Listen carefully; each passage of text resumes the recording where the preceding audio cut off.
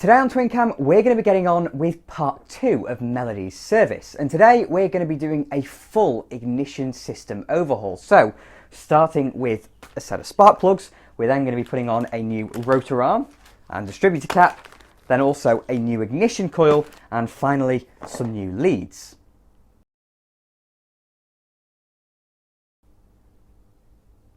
So first things first, you're probably wondering why on earth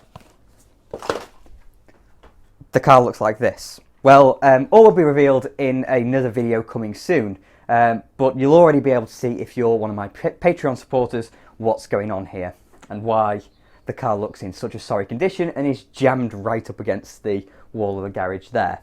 One of those things. But before we can start this ignition system service, the first thing we need to do, slightly confusingly, is remove the slam panel. The slam panel needs to come off because of an engineering legacy dating back to 1951, and its name is the A-Series engine. This power unit was designed to be placed longitudinally in a traditional rear-drive small car, but with the advent of transverse engines and front-wheel drive with the Mini in 1959, BMC took their existing engine and turned it through 90 degrees. What this means for us is that the distributor is on the front-facing side of the block, and with the Metro's engine bay being designed to be as compact as possible, it's next to impossible to get at the Dizzy without first disassembling the bodywork. Before it comes off, I'm marking the exact position of the slam panel, so I can be sure that the bonnet closes properly once we're done.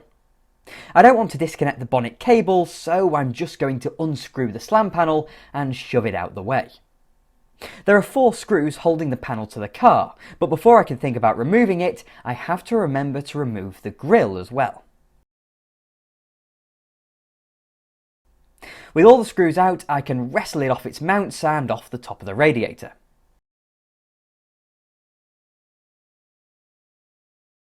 Although the radiator is still in the way, we now have enough access at least to do the job. Now we can actually access things, our next step is to ignore the distributor and remove the air filter housing that we put back on in the last video on this car. Sounds backwards, but the intake pipe gets in the way of a nut that secures the ignition coil to the cylinder head. On the end of the coil are the low tension connections, as well as the thick high tension lead in the middle. After noting what goes where, we can unplug the coil on the low tension side and pull the HT lead off the distributor, then unbolt it from the head and take it out.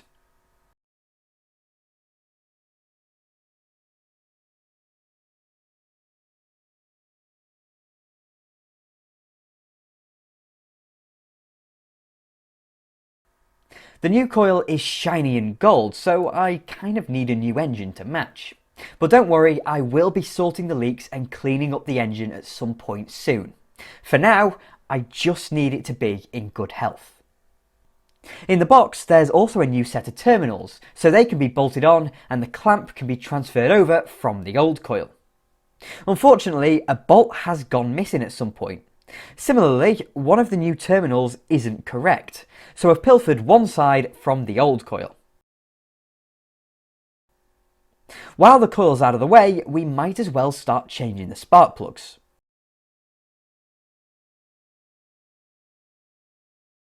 The cylinders are numbered from the timing end of the engine, so this leftmost plug is number 4.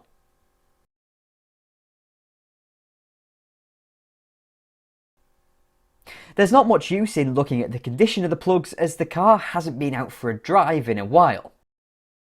But with the new plug gapped correctly, we can thread it into the head by hand, then tighten it up with the ratchet. Even though we're replacing them, I'm still clicking the HT leads onto the plugs so I don't get confused as to which goes where.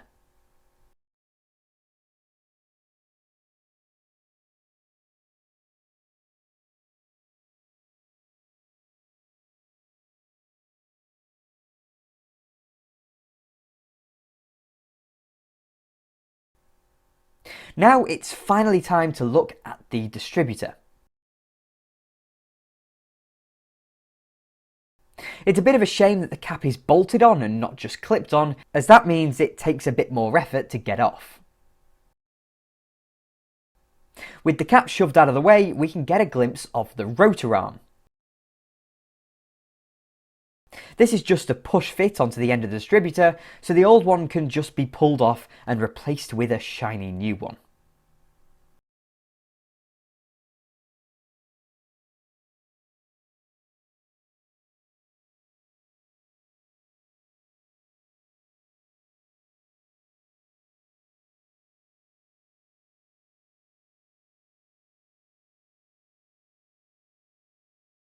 We need to compare the old and new Dizzy caps in order to work out which way round I need to install it. And with that, I can lay the new HT leads out on the floor and compare their length. Then, as I remove one old lead from the old cap, I can select an appropriate new lead, click it onto the correct spark plug and onto the correct side of the new cap. Finally, the king lead that goes up to the coil can be fitted, and with everything together we can screw on the new cap. Then clip all the leads together to keep them looking neat.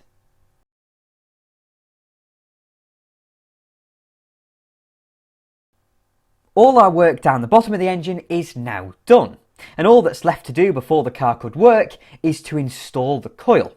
First bolting it into position on the head, then plugging in the new leads, both LT and HT, to make the car work again. Now I can wrestle with the slam panel again to get it sitting correctly atop the radiator, then line up with the screw holes, line up the markings I left before, and finally pull the top hose around into its little clip. Our final two steps are to reinstall the air filter housing and precariously reposition the broken grille onto the front end of the car.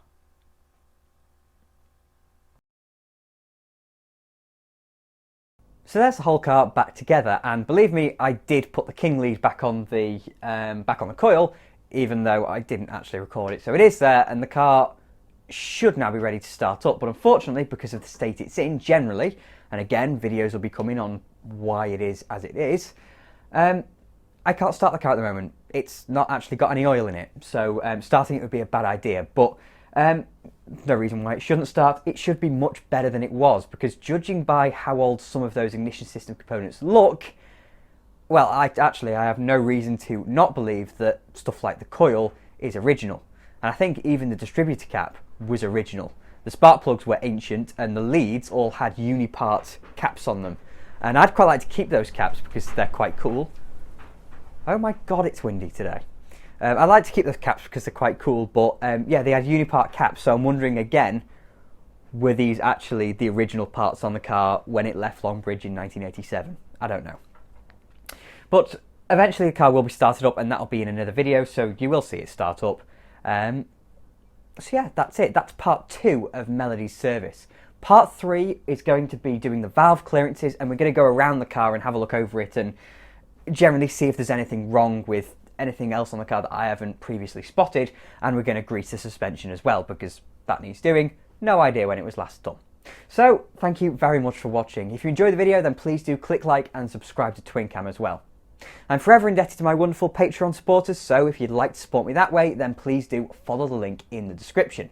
And there's also a little video on there now about why the car is in this condition, with a wheel off and no hub on the passenger side. But until that third part of the service, I'll have more videos coming along soon.